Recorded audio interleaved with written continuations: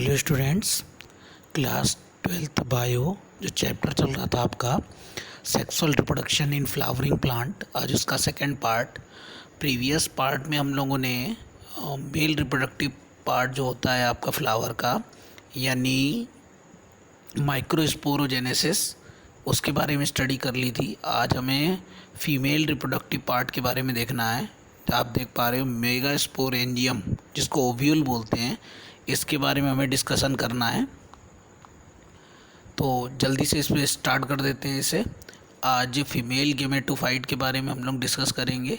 Female gametophyte क्या है, कैसे फॉर्मेशन होता है, क्या ओव्यूल है, स्टिग्मा, स्टाइल, ओवरी कहाँ कहाँ होते हैं, चलाजा क्या है, बहुत सारी ऐसे स्ट्रक्चर से डिस्कस करेंगे। फॉर्मेशन कैसे होता है, कितने बार माइटोटिक डिवीज़न होगा तब ये बनेगा, ठीक है ना। ये सारी चीज़ें देखते जाते हैं डायग्राम में, और एनसीईआरटी में लाइन बाय लाइन इसे हम लोग स्टडी करते हैं। देखिए, सबसे पहले तो गायनोसियम, जिसकी बात आ गई। Gynoecium represent female reproductive part. Gynoecium जो है वो क्या है आपका, गायनोसियम जो है वो फीमेल रिप्रोडक्टिव पार्ट है, ठीक है ना।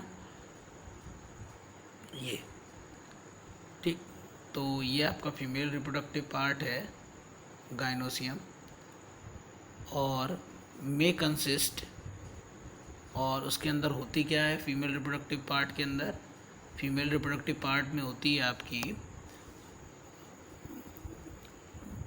Single pistol. देख पा रहे हो आप लोग, सिंगल पिस्टल जो है स्ट्रक्चर होती है ये, मतलब गायनोसियम जो है वो आपकी फीमेल रिप्रोडक्टिव पार्ट है फ्लावर का, और जो है वो एक सिंगल पिस्टल स्ट्रक्चर होती है। और तब इसका जो नाम होता है, ये जो बोल्ड लेटर में इसलिए दिया उन्होंने, इसको बोलते हैं तब इसका नाम होता है मोनोकार्पेलरी, मतलब एक कार्पेल वाली, मोनोकार्पेलरी।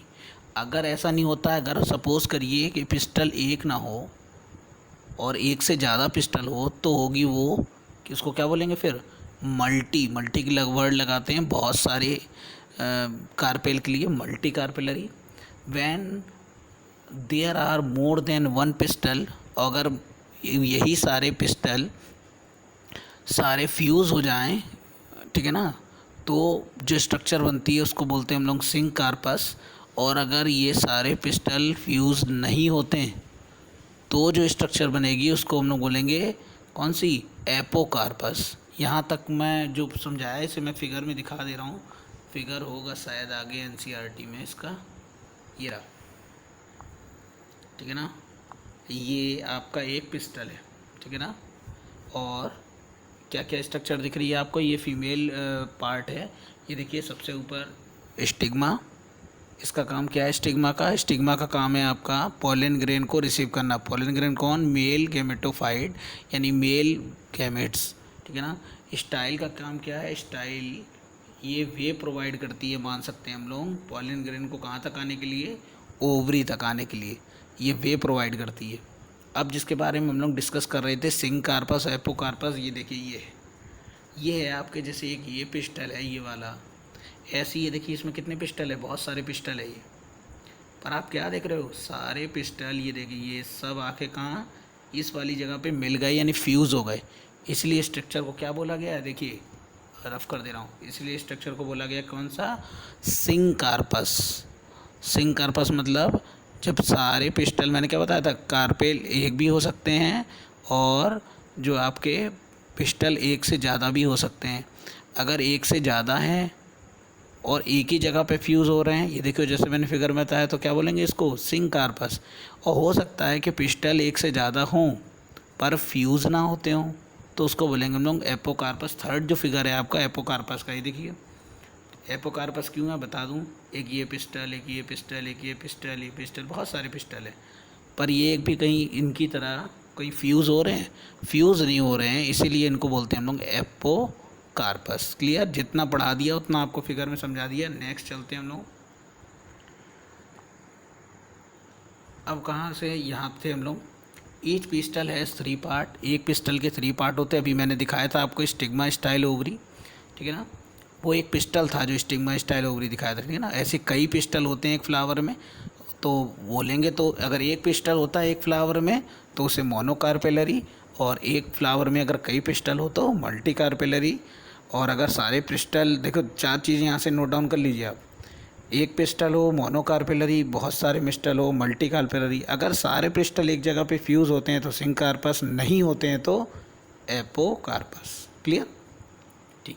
और एक एक पिस्टल के कितने पार्ट होते हैं? 3। Stigma, style, ovary. स्टिग्मा का काम पॉलन ग्रेन रिसीव करना, और स्टाइल का काम पॉलन ग्रेन को वे प्रोवाइड करना ओव्यूल तक, ठीक है ना, जो ओवरी नीचे होती है वहाँ तक वे प्रोवाइड करना।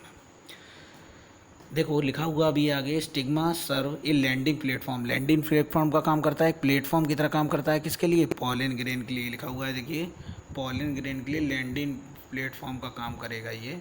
The style is elongation. Elongation मतलब एक वे प्रोवाइड करना उसको, ठीक है ना, एन ओवेरियन कैविटी तक। And the placenta is located inside the ovarian cavity. और इस ओवेरियन कैविटी के चारों ओर प्लेसेंटा होता है। प्लेसेंटा आपने फर्स्ट ईयर में पढ़ा होगा। प्लेसेंटा, प्लेसेंटा क्या होती है?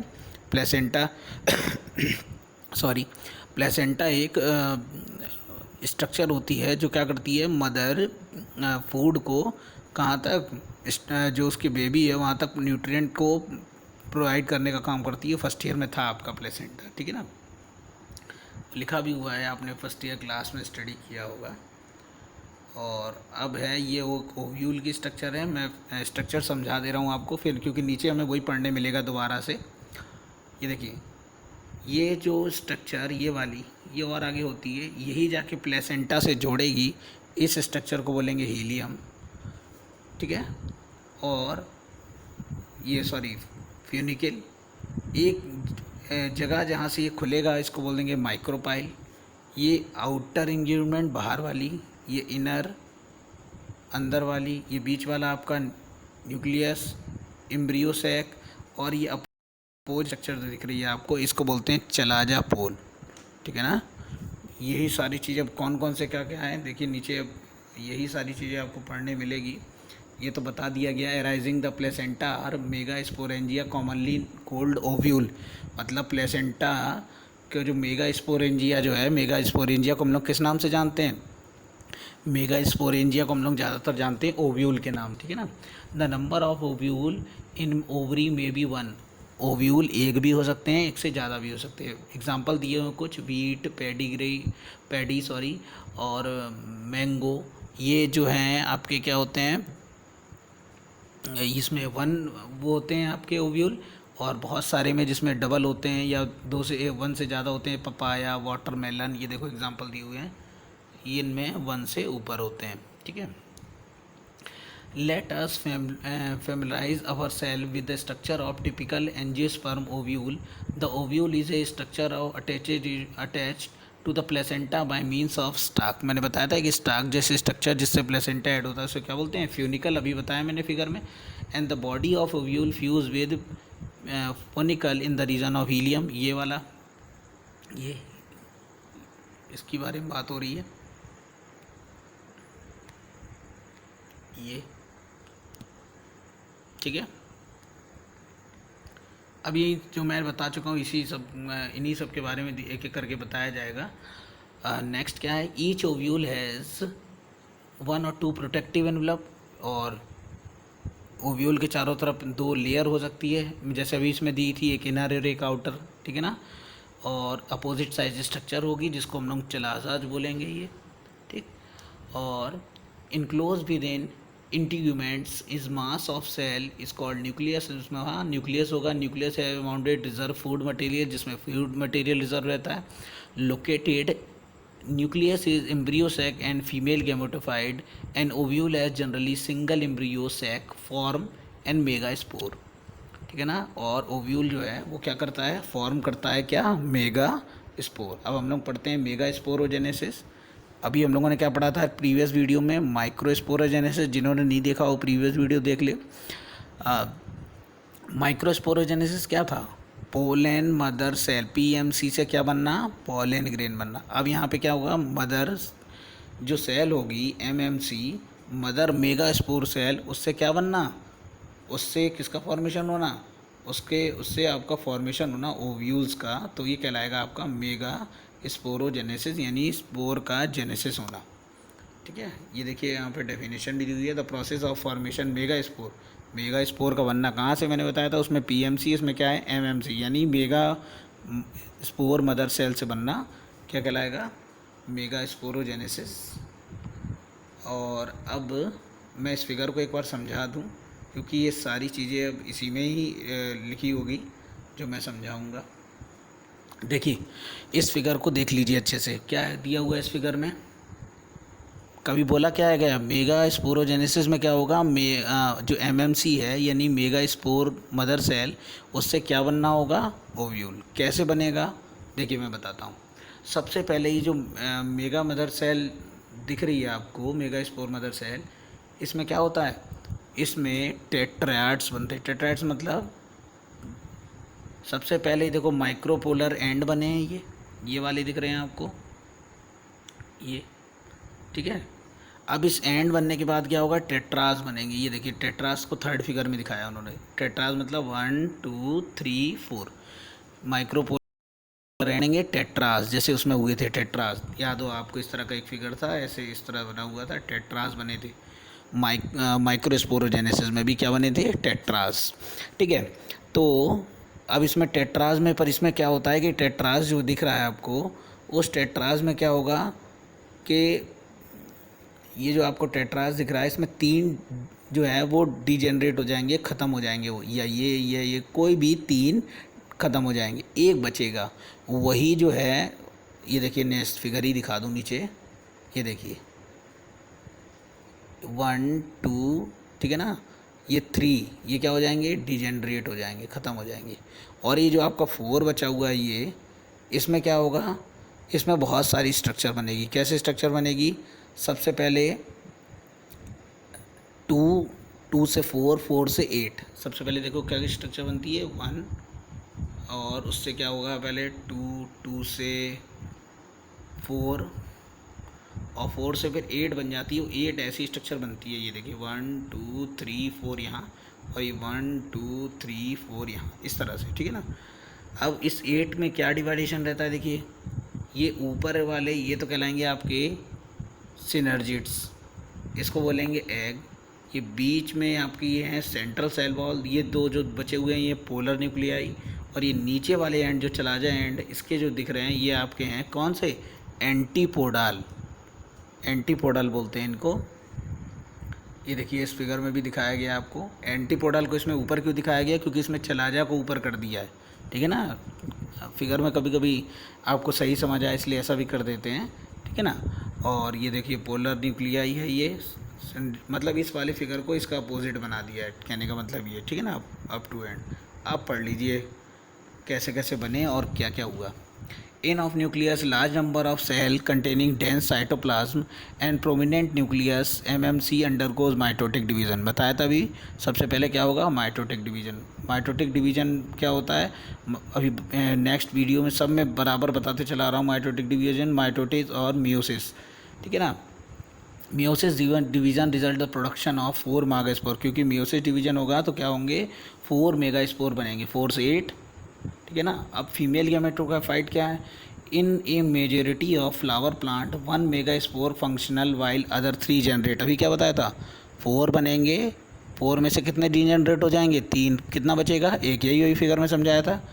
ये देखिए आगे नेक्स्ट, ओनली 1, एक बचेगा आपका, which develop into female gametophytes, जो क्या बना लेगा, फीमेल गैमेटोफाइट, ठीक है।